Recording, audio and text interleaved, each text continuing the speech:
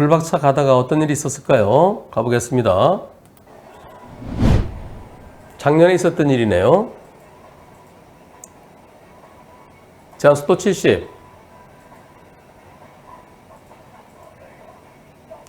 저 앞에 흰색 차가 1차로에서 2차로 들어오더니 아이씨, 거기서 들어오면 어떻게 해?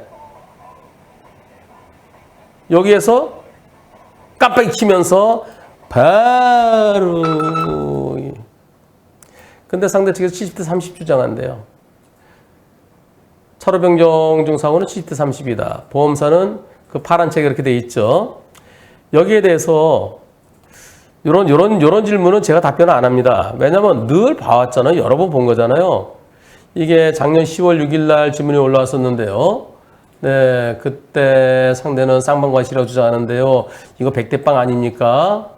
그랬더니 평택털보님께서 이렇게 말씀하십니다.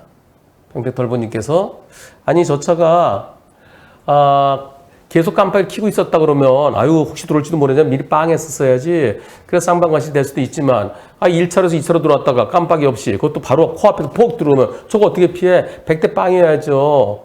예, 그리고 공간이 얼마 안 돼 거기를 어떻게 밀고 들어와? 그래서 이것은요, 네, 보험사가 이거 소송하게 되면 질문자께서도 보조 참가 신청하셔서 직접 준비서면 써내시고 그래서 100대 빵 꼭 받으세요. 이렇게 말씀하셨어요. 그래서 이분이 네, 평택털보님의 그 조언대로 이거 열심히 하셨네요. 네, 열심히 이 사건 아마 이게 분심이 거치지 않고 바로 소송 갔을 것 같은데요. 변호사님 고맙습니다. 이거요. 분심이 건너뛰고 곧바로 소송했어요. 예, 곧바로 소송했습니다. 그리고 5월 18일 원고 100% 이겼습니다. 마음고생이 심했었는데 원하는 결과를 얻으니 허무하면서도 기쁩니다. 원고 100% 승소라는 결과를 얻기 위해서 변호사님의 좋은 동영상이 많은 도움이 되었고요. 그리고 다른 분들께도 좋은 선례를 공유해서 억울한 피해를 입는 분이 없었으면 하는 마음에 글을 남깁니다.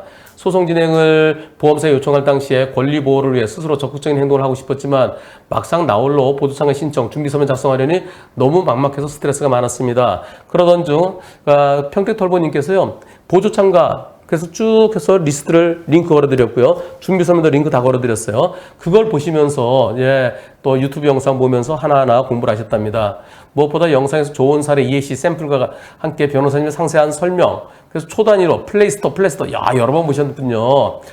그래서 그게 보조참가 신청서도 써냈고요. 준비서면도 써냈고요. 많은 도움이 됐습니다. 제 보험사와 상대 보험사가 제출한 답변서, 제가 제출한 원고 보조참가 준비서면을 참고자료에 올립니다. 보조참가를 한 소감을 간단히 남기면 제 보험사는 교과서적인 내용을 작성했지만 그 소장만으로는 100% 승소를 받기 위한 부족하지 않았을까 하는 생각이 듭니다. 특히 상대방의 답변서 내용에 대해서 명백하게 잘못된 근거가 기재되어 있음에도 그럼에도 불구하고 추가 서류나 반론을 하지 않은 것을 보면 아찔합니다. 즉 우리 보험사는 소장만 내고 아무것도 한 게 없다는 거예요. 상대는 준비서면에서 답변서에서 엉뚱한 주장을 했는데 거기서 반박을 하지 않아서 내 가만히 있어서 큰일 날 뻔했다라는 그런 말씀이십니다. 제가 작성한 서면이 정답은 아니지만 다른 분들도 보조참가에 대한 막연함과 두려움을 갖지 마시고 적극적인 의견 개진을 해서 후회 없는 소송이 되기를 바라며 글을 마칩니다. 먼저 상대 측에서 뭐라고 주장했는지 보실까요? 상대 측은 이렇게 주장합니다. 차로 변경 사고는 70대 30이다. 이게 파란 책에 나오는 거잖아요. 네, 도표 252. 이거는 파란 책일 뿐이죠. 예, 그러면서 이 책에 의해서 70대 30이다. 아이고. 하지만 법원에서는 그걸 책을 안 보죠. 예, 그거는 보험사 직원들, 이 법원의 판례를 잘 모르는 보험사 직원들을 일방적으로 교육시킬 때 쓰는 자료예요. 그래서 보험사 직원들 그거 달달달 외우죠. 예, 여기에 대해서 법원에서는 이렇게 나왔습니다. 주문과 같다. 그리고 피고의 과실비율 100%. 너무나 당연하죠. 예, 너무나 당연한. 여기서 판사가 뭐 좀 얘기한 게 있었을까요? 판사가 준비서면 다 읽어보고, 그리고 준비서면을 아주 잘 쓰셨어요. 네, 준비서면, 아이고, 이거 제가 다 보여드릴 수는 없고요. 여기 준비서면, 이게, 여기서부터 그림까지 첨부시키시면서, 예, 판사가 블랙박스를 안 볼 가능성도 있기 때문에 이렇게 블랙박스를 캡처해서 거기에 대한 설명, 이게 매우 훌륭한 거죠. 네, 너무나 당연한 100대 빵을 100대 빵 판결 받기까지 너무 고생 많으셨습니다.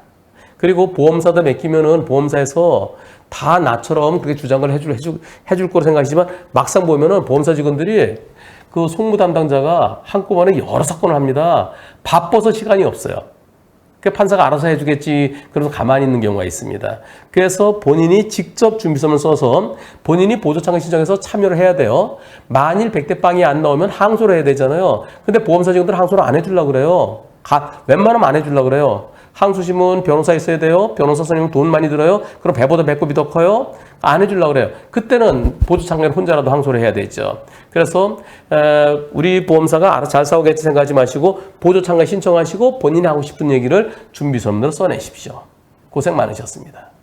참 좋은 운전자 상해보험 한문철의 초기 대응 플랜. 운전자 보험 꼭 필요할까요? 남편이 운전자 보험을 안 들려고 해요.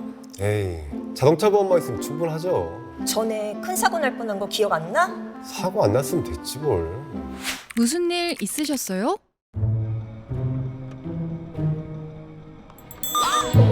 얘랑 부딪힐 뻔했잖아.